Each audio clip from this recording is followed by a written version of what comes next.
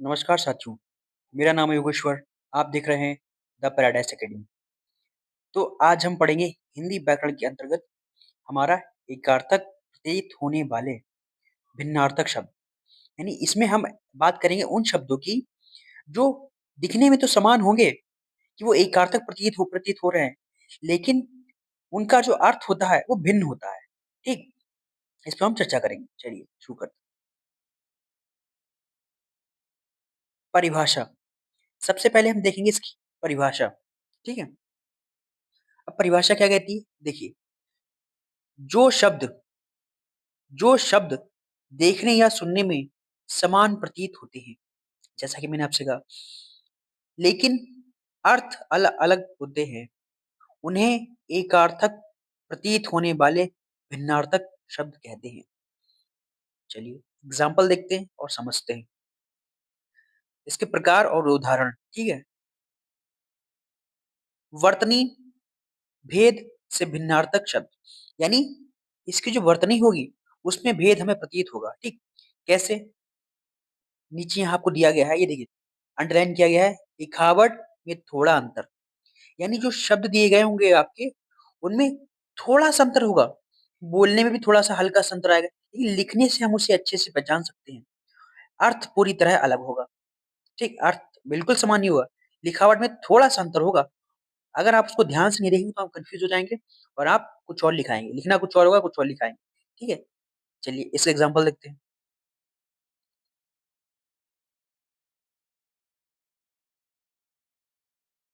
ये देखिए, इसमें आपका शब्द दिया गया है दिन, ठीक है?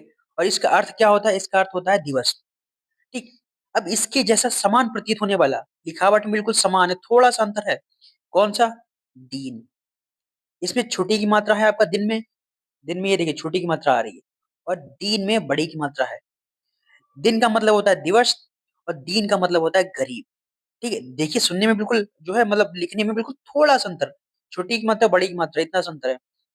अगला देखिए, अगला है कुल, अगला है और उसका उसके साथ समान जो उसका उच्चारण में आ रहा है वो है कूल। ठीक है? तो अंतर देखिए मात्रा का लिखने में, एक में छोटू की मात्रा है, एक में बड़ों की मात्रा है और जो छोटू की मात्रा जिसमें है, वो आपका कहलाता है वंश और जिसमें बड़ों की मात्रा है, वो कूल कहलाता है किनारा। ठीक है? लिखते समय ये कन्फ्यूज़न बहुत होगा, इसलिए इनको पढ़ना बहुत ही ज़्यादा आवश्यक होता है, पढ़ते समय ध्यान रखना पड़ता है इसका, ठीक है? और देखिए, अगला है आपका पत्र। पत्र माने पत्ता या चिट्ठी, ठीक है? जैसे कि हमने उसमें पढ़ा था आपका जो अनेकार्थक शब्द होते हैं, उसमें हमने पढ़ा था, ठीक है? और आपका ये पात्र, पत्र और पात्र, पात्र माने योग्य व्यक्ति, ठीक एलिजिबल पर्सन। अगला है आपका कला और कल।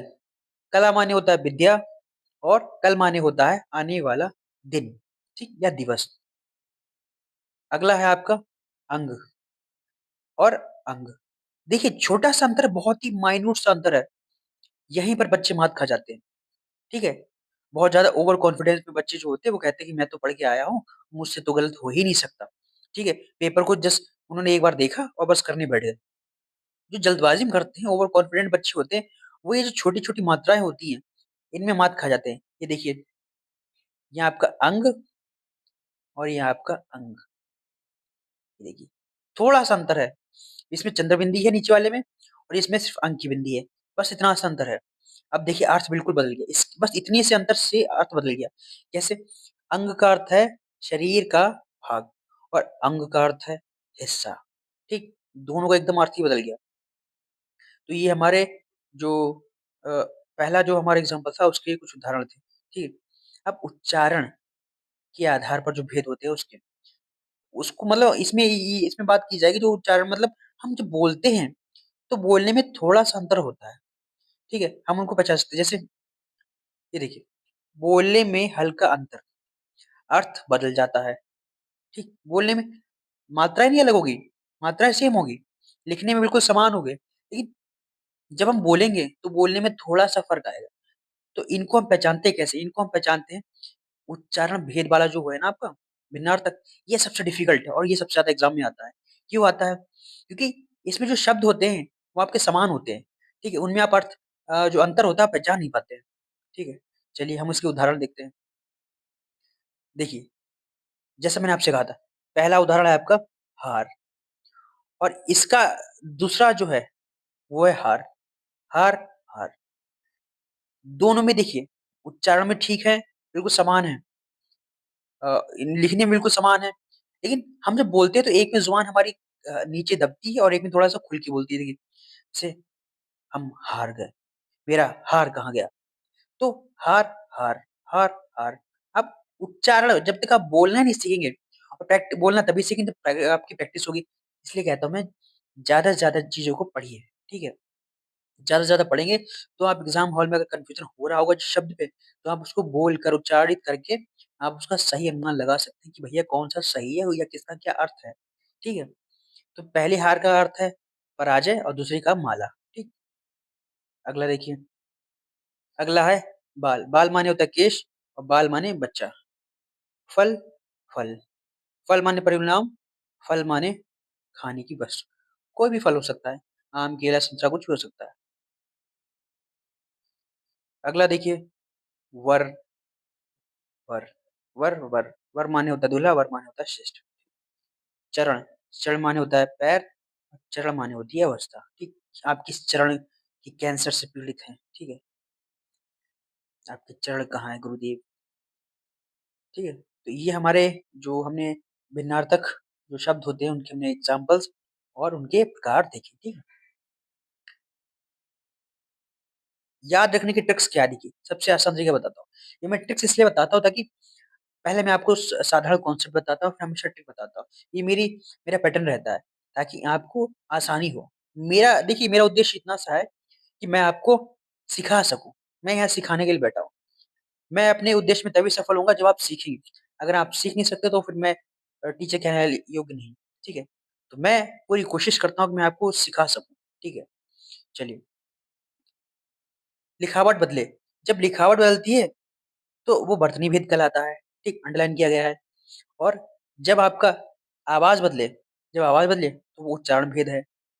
वाक्य बदलो, अर्थ खुद बदल जाएगा। मतलब आप जो शब्द आपको दिया गया है, उसको वाक्य प्रयोग कीजिए। उस वाक्य प्रयोग में आप खुद समझ जाएँगे अर्थ जो निकलेगा, आप खुद समझ जाएँगे कि ये कौन है, उच्चारण भेद है या वर्तनी भेद है। ठीक है? उसका वाक्य प्रयोग कीजिए, ये बहुत ज़रूरी है। ठीक है? चलिए, एग्ज़ाम टिप्स क्या हैं? उसको ध्यान से देखिए। देखिए, ऐसे शब्द अक्सर एमसीक्यू यानी मल्टीपल चॉइस क्वेश्चन और फिल इन द ब्लैंक्स में आते हैं। ठीक? ये ध्यान रखिएगा। इसके अलावा नंबर 2 मात्रा और नुक्ते मात्रा या नुक्ते पर विशेष ध्यान दें। जैसे मैंने आपसे कहा था, ये आपकी मात्रा होती है, जैसे मान लीजिए ये मात्रा है और ये नुक्ता है, ठीक? इन चीज़ों पे ध्यान देना पड़ेगा आपको। ये छोटी-छोटी बिंदियाँ हैं जो इन पे बहुत ध्यान देना पड़ेगा। अगर आपसे ये छूट गई, मिस हो गई, तो फिर भैया बिगड़ जाएगी बात, ठीक है? वो आपका गलत हो जाएगा। अगला देखिए, शब्द को हमेशा वाक्य में रखकर अर्थ पहचानें। जैसा मैंने आपसे कहा, अगर आपको किसी भी शब्द में कन्फ्यूज़न हो रहा है, सिर्फ़ भिन्नार्थक की बात नहीं हो रही, अब पर्यायवाची है, अब विलोमार्थी शब्द हैं आपके, समानार्थी शब्द हैं, जो भी आपके शब्द हैं, ठीक है? उनको आप पहले प्रयोग कीजिए।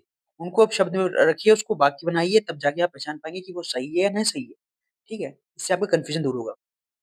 अगला, उत्तर लिखते समय दोनों अर्थ स्पष्ट लिखें। मतलब अगर आपके उसने उच्चारण वाले और लिखने वाले दोनों प्रकार के अगर साथ में दे रहा है और आपको पहचानने हैं, तो आपको उसके दोनों अर्थ साथ में लिखने पड़ेंगे। जैसे कल, कल, ठीक है? जो हमने उच्चारण में बात की थी, कल, कल, दोनों सुनने में समान लग रहे हैं, इनका अर्थ अलग होगा, ठीक है? अगला है भ्रमित शब्दों की अलग लिस्ट बनाकर रिवीजन करें। एग्ज़ाम से पहले अगर आप एग्ज़ाम में टेंशन फ्री होकर एग्ज़ाम देना चाहते हैं, तो ज़रूरी है कि आप एग्ज़ाम से पहले जब आप पढ़ रहे होते हैं, तो जिनमें आपको डाउट हो रहा है, जैसे कि हमें कभी-कभार 2 शब्दों में कन्फ्यूज़न बहुत होता है, ठीक है? हम याद करते हैं, कोई भी सब्जेक्ट हमें कन्फ्यूज़न बहुत होता है। तो जिनमें कन्फ्यूज़न है आपको, उनका रिवीजन कीजिए, ठीक है?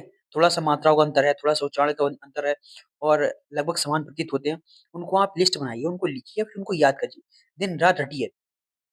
2 दिन रटेंगे, आपको तीसरे दिन अपने आप याद हो जाएगा, ठीक है? मुँह-ज़ुबानी। तो ये आपके एग्ज़ाम को क्रैक करने के सबसे अच्छे फ़ॉर्मूलाज़ होते हैं, इनको अप्लाई कीजिए, ठीक है? तो आज के लिए इतना ही, ठीक है? मिलते हैं नेक्स्ट वीडियो में एक नए टॉपिक के साथ, और अगर इससे रिलेटेड आपका कोई भी प्रश्न है, ठीक है? कोई भी सवाल है, कुछ भी समझ नहीं आया, तो कमेंट कीजिए, ठीक है? चलिए मिलते हैं नेक्स्ट वीडियो में एक नए टॉपिक के साथ।